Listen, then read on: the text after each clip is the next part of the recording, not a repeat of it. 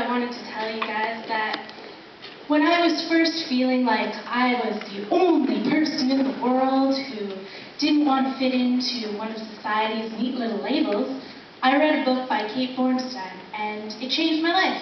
And I thought I would never get a chance to tell her, but I wrote this monologue to say what I would say if I ever saw her. And now, here she is, and she's going to hear it, and that's amazing, so thank you.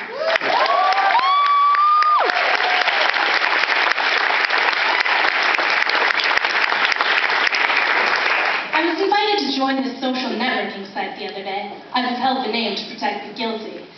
And I thought, why not? I can always use more friends, enemies, and lovers. So I created an account, and the first thing it asked me to do is create a basic profile, and that's where the trouble began. I look at the first question, top of the page, and what does it say? Are you male or female?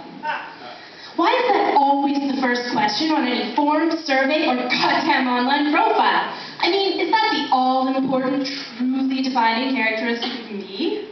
I mean, it would be different if you were asking what's in my pants. That's easy. Well, most of the time. Although, I do think you might buy me dinner before asking me questions about my genitals. But that's not what you're really asking.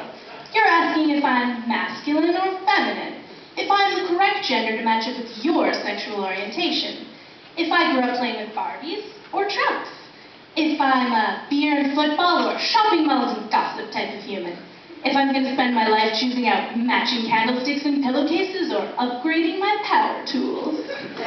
You want to make hundreds, if not thousands, of snap judgments based on a gender assignment that no one ever asked me about, that's all supposedly somehow related to what's between my legs.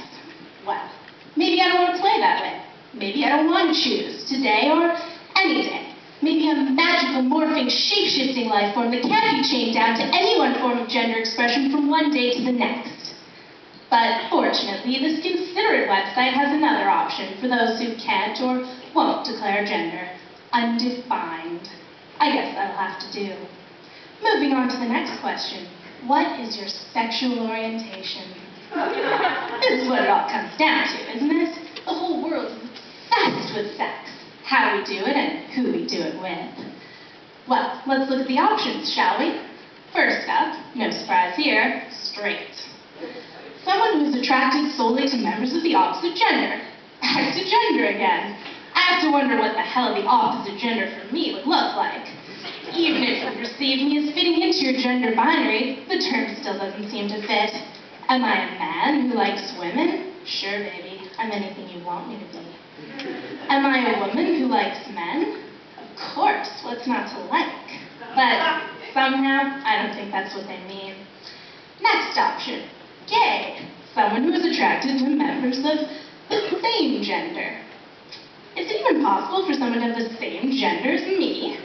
Well, I'm pretty fabulous, so if I ever met someone of the same gender, I'm sure I would be attracted. But again, I don't think that's what they meant. Am I a woman who's attracted to women? Definitely. There's not a lot of things I like better than waking up next to a good old-fashioned dyke in the morning. Am I a man who likes men? Absolutely. There's a special kind of intensity there that just makes me quiver. But I don't really seem to fit into the homo category either. Of course, there's always that third option, bisexual. A man or woman who is attracted to men and women. Well, since I've already refused the either-or when it comes to my gender, I guess that option is out. And besides, I would never limit my selection of partners to men and women, not when there are so many other gorgeous forms of gender expression out there. But fortunately, there's that option again, undefined. So I guess that's where I'll go. Whew. We made it past gender and sexual orientation. It should get easier from here on out, right? Right? Well, let's have a look. Religion. That never causes any controversy. Well, I'm not a Christian, although I'm all for Jesus. I'm not a Jew, but my grandpa was. I'm not Buddhist, although I keep a statue of Buddha on my dresser. He's lucky. Besides, we both have these adorable little bellies. I'm not Hindu, although Kali kicks some serious ass. I'm not Wiccan, too many rules. I'm not an atheist, although I don't believe in God in any traditional sense of the word. I I guess I would describe myself as an eclectic neo-pagan, meaning that by sifting through the spiritual teachings of the world, I've hashed together something that makes sense to me. But of course, that's never an option, so I'm back to Undefined. Next question. Race.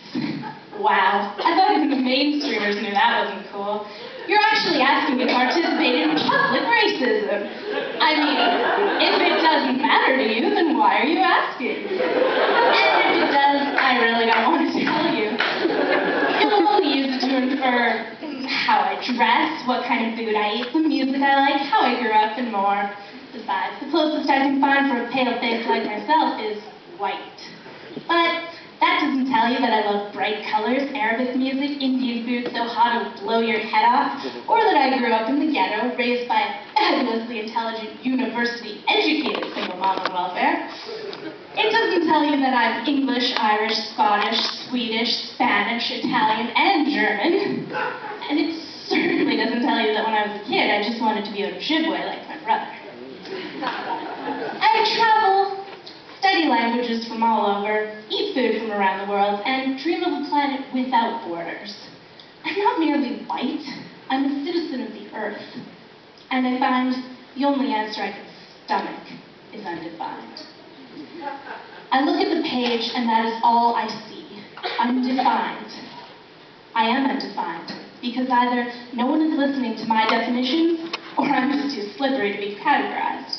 I guess it fits. As well as anything fits a pansexual, shape-shifting, eclectic, neo-pagan child of the Earth like myself. But somehow, it fails to capture the joy and the beauty of a life like mine.